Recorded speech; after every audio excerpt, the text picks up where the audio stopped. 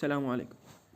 إحدى المشاكل اللي تواجه الطلبة بالتعليم الإلكتروني بالامتحان أو تسجيل الحضور هي نفس الصورة، تحتاج إلى أذن.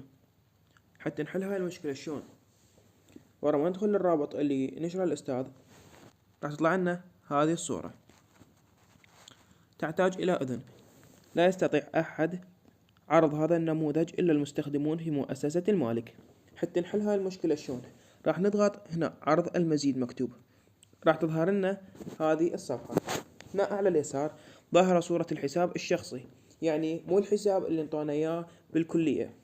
راح نضغط على الصورة، راح تطلع لنا هنا الحساب الشخصي والحساب اللي انطونا إياه بالكلية.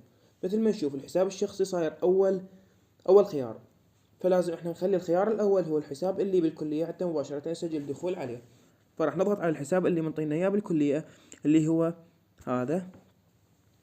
بعد ما ضغطنا عليه راح يحولنا إلى الصفحة نفسها، بس تغيرت الصورة، صارت الصورة مال الحساب الوزاري اللي انطونا إياه بالكلية. راح نلصق الرابط اللي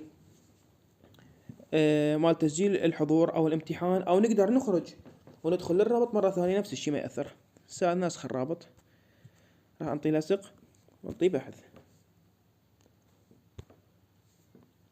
مثل ما تشوفون فتحت الصفحة، نقدر نسجل حضور أو نمتحن وبعدها نضغط إرسال.